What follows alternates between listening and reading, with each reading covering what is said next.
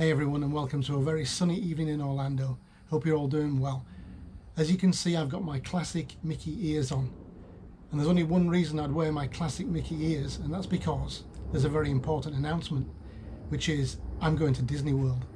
Yes, Disney World are taking bookings from the 1st of June, and although I poo-pooed that on Monday, link above, I've thought to myself since then, okay, if they believe they're going to open on June the 1st, I believe they're going to open on June the 1st, and I'm going to take them up on their offer, and I've booked a room in Port Orleans Riverside just for a night.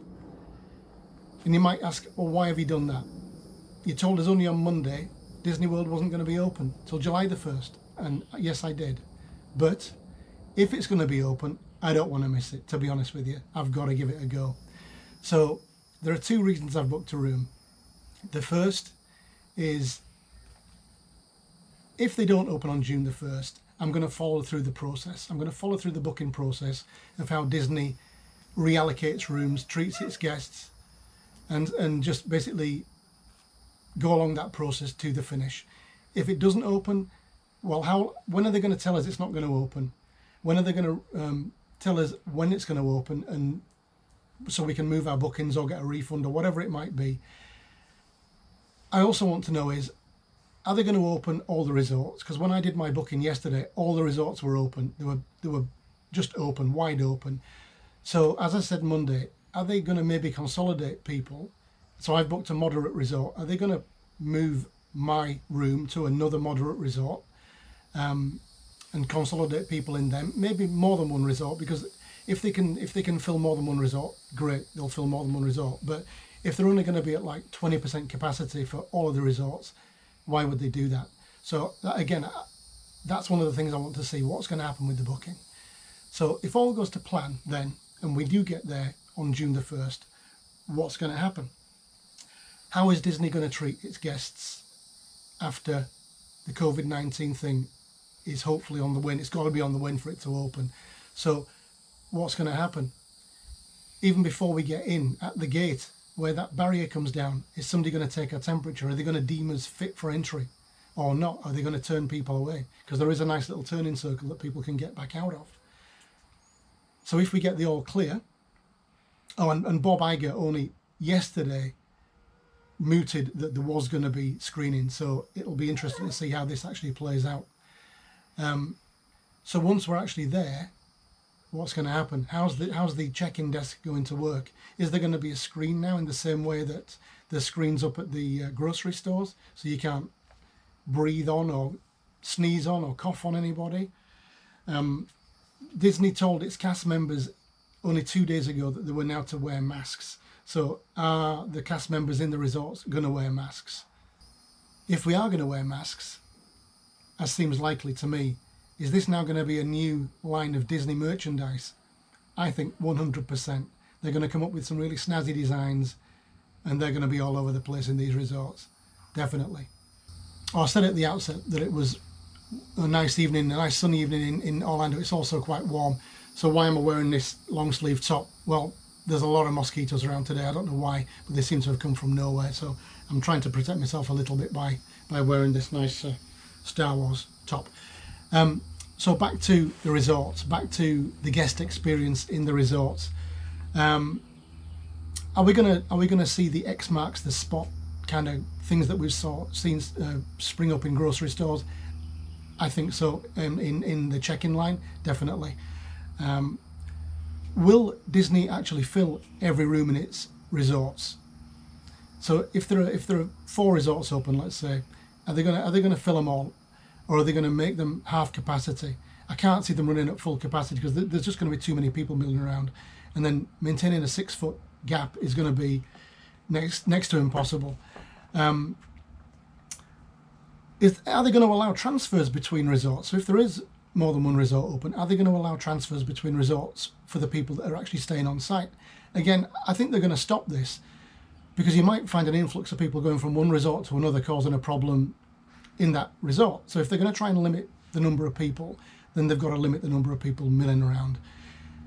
Are they going to have the monorail running? I doubt it very, very much, because if they're going to restrict people's movements, why would you have the monorail running between the Polynesian Grand Floridian and Contemporary. Again, can't see it happening.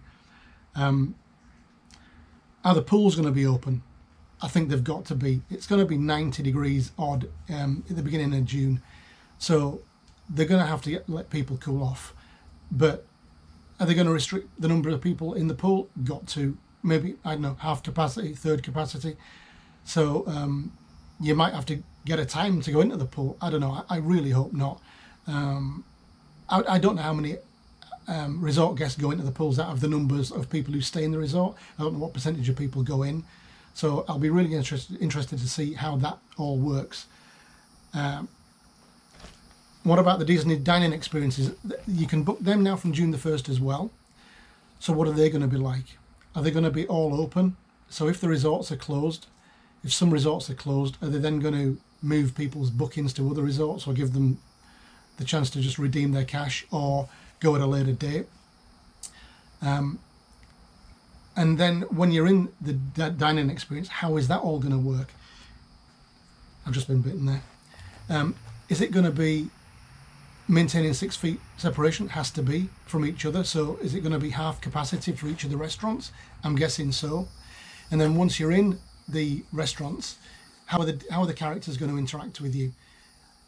I think there's a possibility that the characters with costumes on, full face cover, may be okay. You know, you're going to get kids of all ages wanting to hug the characters, Mickey Mouse and Minnie Mouse, you know, the big five and others. They're going to want to hug them. So are they going to be allowed to, or is it going to be a kind of chaperoned standoff? You know, that I think that will detract from the experience. But if that's the way it's got to be, that's the way it's got to be. For the face characters, I can't see that happening too much in terms of interaction. I think that's going to be, you know, there is going to be separation. There has to be. And will the face characters wear masks? That's going to be weird to see. But if the cast members have to wear masks, then why wouldn't the face characters wear masks? You'd think that has to be.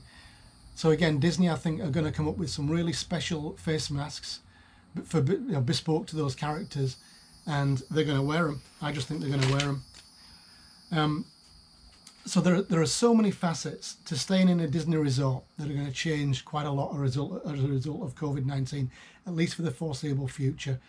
And I'm sure that Disney are going to do their absolute best to make sure that the magic stays magic. And, you know, hopefully the guests will get into it, will understand it, and just enjoy their stay while they're there.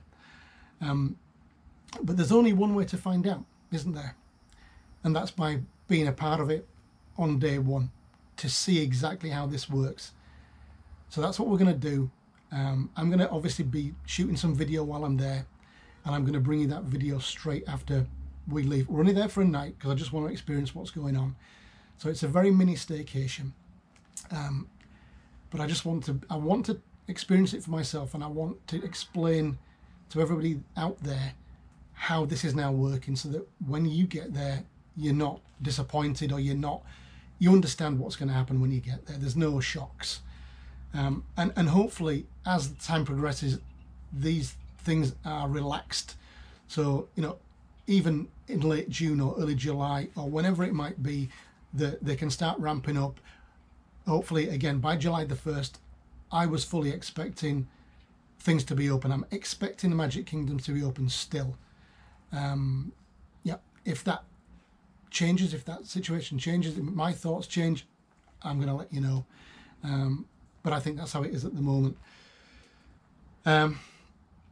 So that's really it from me and the mosquitoes today. Stay safe, please stay safe. Stay indoors if you can.